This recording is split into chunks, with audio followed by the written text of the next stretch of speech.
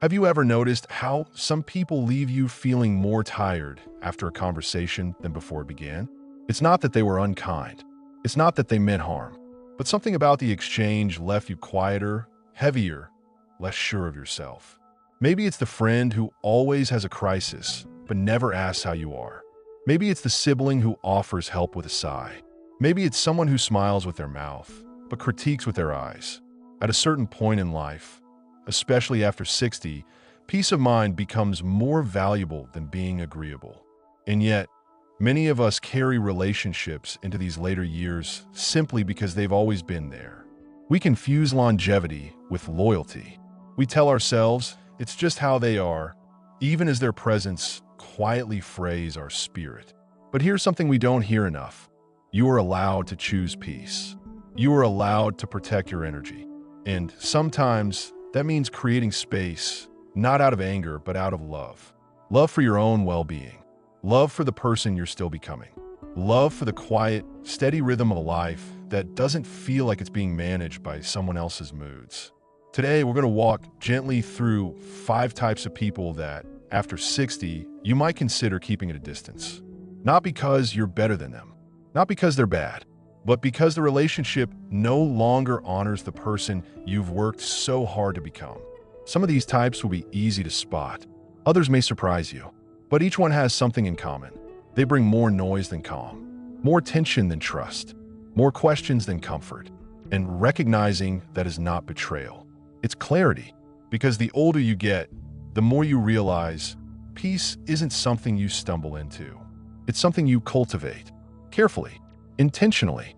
And sometimes that means pruning, not to punish, but to make room for something better. A lighter mind, a steadier heart, a day that begins without dread. We'll explore one type at a time, with real examples, emotional cues to look for, and quiet ways to create space without burning bridges. This isn't about dramatic exits.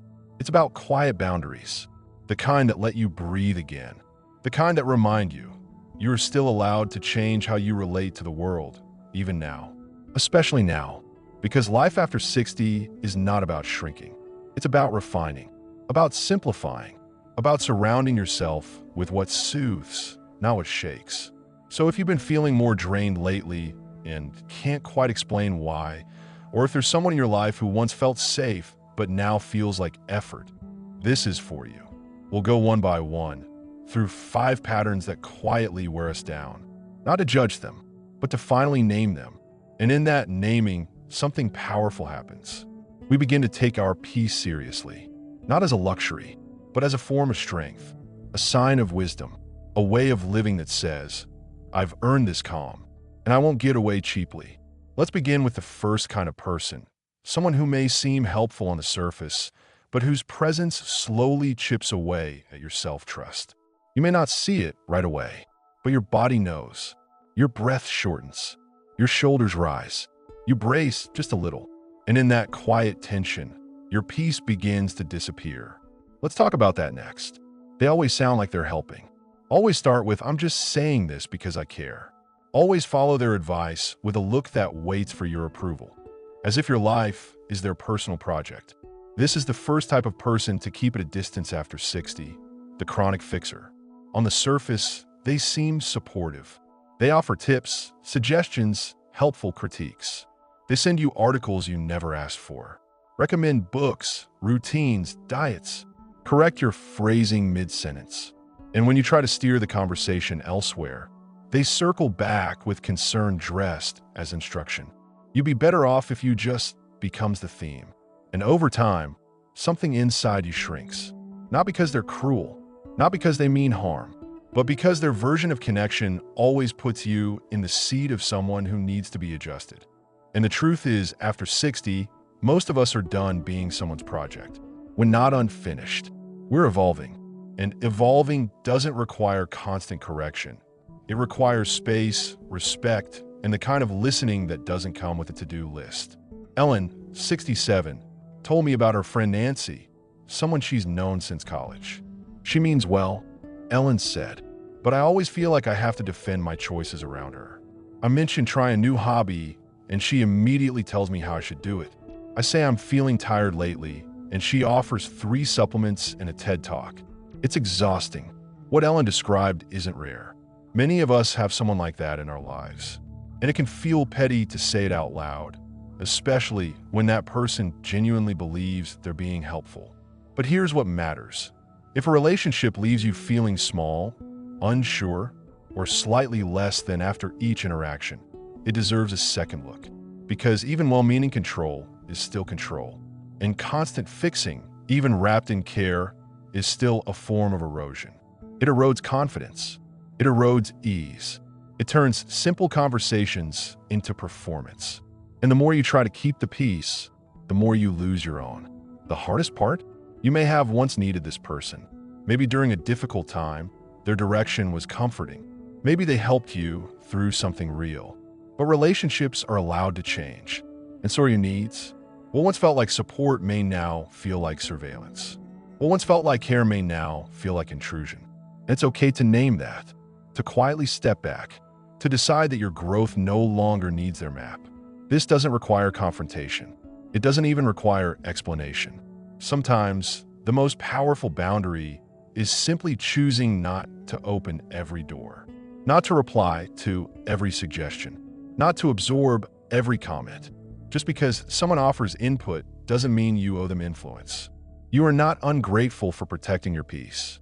You're not cold for choosing quieter company. You're simply recognizing that in this season of life, feeling heard matters more than feeling corrected. Feeling respected matters more than being managed. And feeling safe in your own decisions, your rhythms, your pace, your preferences is not negotiable. The chronic fixer may never see their behavior as intrusive. They may never understand the subtle cost of their presence. But you do. Your nervous system does. And that's enough. You don't need to change them. You only need to honor the part of you that no longer wants to be edited. Let that be enough. Let that be reason to create space. Because the peace you protect today is the clarity you carry into tomorrow. And the more you claim it, the more naturally it grows. Let's move to the second type of person now. Someone whose energy doesn't invade with advice, but with emotion.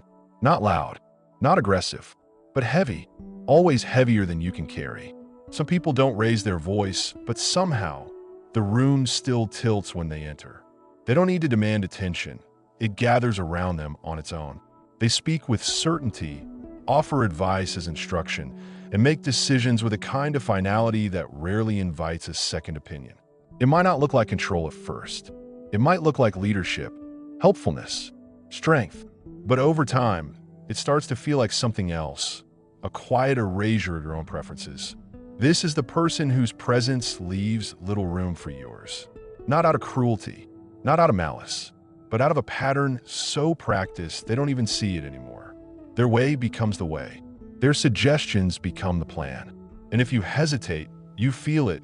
That tightening in the air, the drop in tone, the subtle withdrawal of warmth. What's really being withdrawn is permission to differ. You start to notice that peace only holds if you agree. That comfort only comes if you yield. And when you don't, things begin to change. Not dramatically, but noticeably. Evelyn, 75, spoke about a friend she'd known for over 20 years. She was always the planner, the one who got things done. But I realized I stopped offering my ideas. I stopped suggesting alternatives. I just let her choose. Because the one time I didn't, she barely spoke to me for a week. These aren't strangers. These are often people we've trusted, relied on, even admired. But admiration without room to breathe becomes something else entirely. You might not realize it's happening until you feel the shift in yourself. A shrinking, a hesitation, a silence where there used to be suggestion. If being around someone consistently makes you feel like you need to be smaller to keep the peace, that's not harmony. That's submission dressed as friendship. And you've likely spent enough years learning how to trust your voice again to surrender it now. The difficulty is that subtle control doesn't look like harm. It looks like help. It looks like what's best. And often, it's delivered with a smile. But your body knows the truth before your mind catches up. It knows when it's not being heard. It knows when your choices are being weighed and found inconvenient. And it tenses accordingly. That's the sign. Not to fight, not to accuse, but to notice, To recognize that a relationship doesn't need shouting or chaos to be misaligned. Sometimes it just needs one person who always insists on being right, and another who's tired of always being the one who bends. You're not difficult for wanting space. You're not disrespectful for having your own rhythm. You're allowed to protect the parts of yourself that no longer want to be edited or overshadowed. Even if it's quiet, even if it's gradual, especially if it brings back the sense that your days belong to you again. Some people don't set out to dominate, but they forget how to share. And if their voice keeps growing while yours keeps shrinking, it may be time to step back, not to punish them, but to remember yourself. Sometimes, peace doesn't mean walking away. It simply means no longer stepping forward when your steps always lead you into someone else's outline. There are those who only reach for you when something's wrong, when they're hurting, when life gets messy, but when the storm passes, they fade again until the next wave hits. This isn't a pattern you always see right away. At first, it feels like closeness, like trust, like being needed. But over time, the rhythm becomes clear. You are a lighthouse in their fog, but only when the fog rolls in. When things are calm, they don't check in. Don't ask how you are. Don't share the good news or the ordinary moments. Their presence is conditional, but not on love, on need. And eventually, that kind of connection begins to wear thin. You feel in the way your energy drops when their name appears on your phone. Not because you don't care, but because your care has been taken for granted for too long.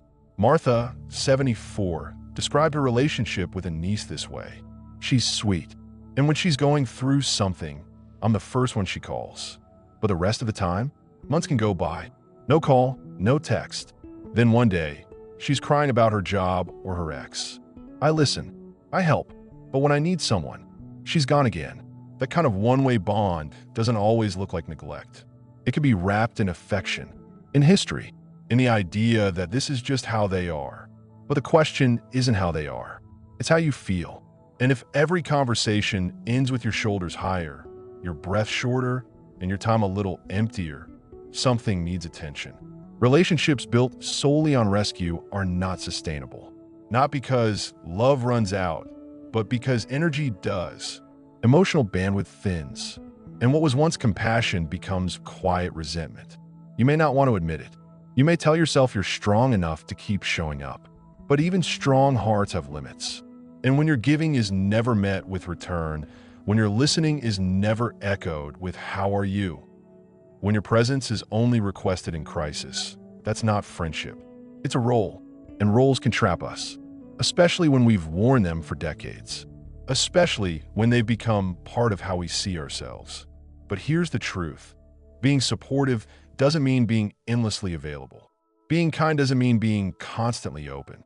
You are allowed to be unavailable sometimes, to miss a call, to respond tomorrow, to not step into every fire someone else lights. You can still love someone and not make yourself their emotional first responder. You can still care and not center your life around their chaos. And in that small shift, less response, more pause, you begin to remember something vital. Your peace matters too. It's not selfish. It's sustainable. You've spent enough years being the shoulder, the ear, the soft place to land. Now you're allowed to ask, who holds space for me? And if the answer is unclear, that's not a failure.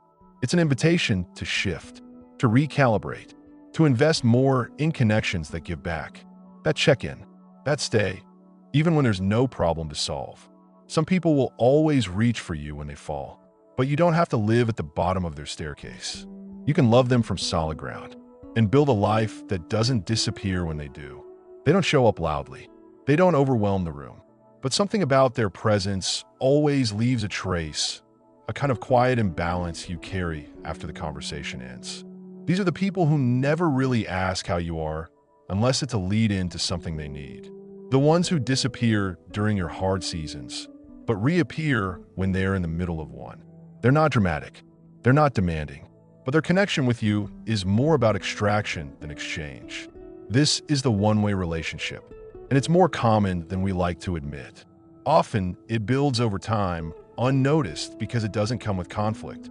It comes with convenience. They stop by when they're in town, but only if they need a favor. They reach out with kind words when they want advice, a referral, alone, a listening ear. And you, being who you are, offer it again and again, until one day you notice something. The conversations are always about them. The thanks is always brief.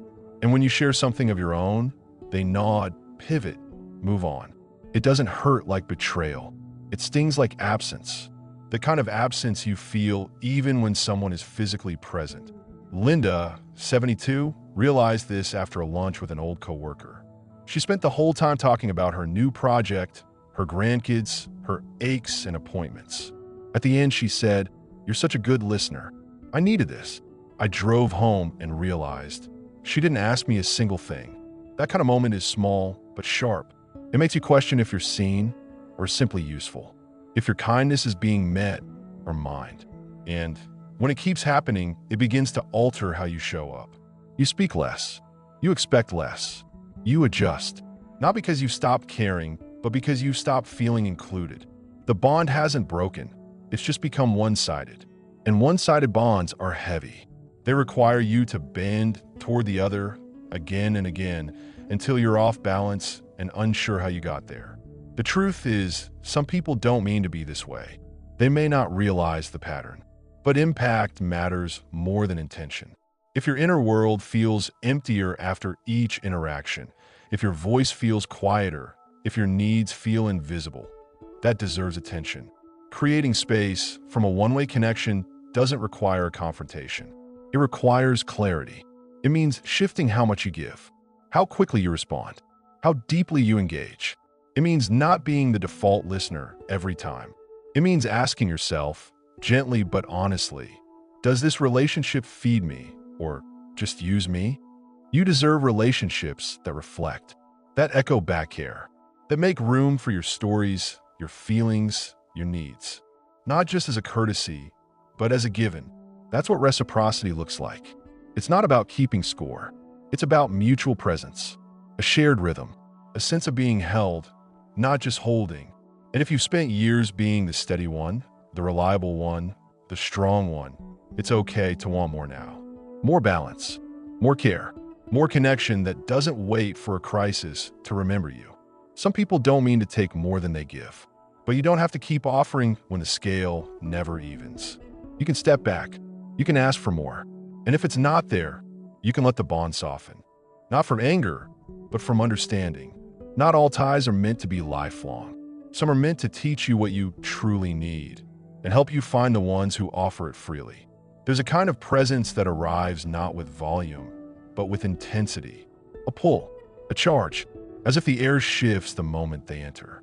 These are the people who carry storms inside them. And whether they mean to or not, those storms have a way of spilling into your space. Their life always seems to be in a state of upheaval. One conflict ends, another begins. One grudge fades, a new one replaces it. It's never quiet, never steady. And though they may speak kindly, smile often, and even thank you for listening, their energy leaves you drained every time. You don't notice it all at once. At first, you think you're just being a good friend, that everyone has rough patches, that this too shall pass. But it doesn't pass. It circles, it repeats, and after a while, your body knows what your mind resists. This isn't a phase. It's a pattern. Carla, 70, talked about her cousin like this. Every visit is a whirlwind. She has something to vent about always. A neighbor, a doctor, her daughter-in-law. There's always someone who wronged her, and I get caught in it, even if I don't say a word. I leave her house feeling like I ran a marathon. What Carla described is more common than people admit, because these aren't bad people. They're not cruel or manipulative. Often, they're struggling. Often, they don't know another way to be. But the effect is the same. When you're around them, your peace disappears. Not because they shout, but because they bring emotional noise. Not because they hurt you directly, but because your nervous system never relaxes in their company. You brace, you anticipate, you absorb, and slowly, subtly, that tension builds a home in your own body. That's when the decision comes. Not to confront, not to criticize, but to care for your own stillness. You begin to limit the time you spend, the depth of what you share, the amount of yourself you offer. You begin to recognize that your calm is not a bottomless well. it must be protected, especially now, especially after a lifetime of being the steady one for others. This kind of boundary isn't harsh. It's sacred. It's the line you draw not to push someone away, but to keep yourself from being pulled under. You can still care, still love, still send kind thoughts, but from a distance that lets you breathe. Because not all connection is healing. Some connection is just habit. Some presence is just proximity. And the older you get, the more you understand. It's not how long someone has been in your life that matters. It's how your life feels when they're in it. Peace doesn't demand perfection from others, but it does require honesty from you. Honesty about how much you can hold, how much you're willing to carry, and how deeply you want to live the rest of your years with lightness, clarity, and space. You've given enough. You've listened enough. And now, you're allowed to choose yourself without apology. That's not rejection. That's wisdom. That's a life that finally fits. Thank you for being with us. Share your thoughts and stories in the comments, like this video, and subscribe to the channel. There's more to explore, and we'd love to have you with us.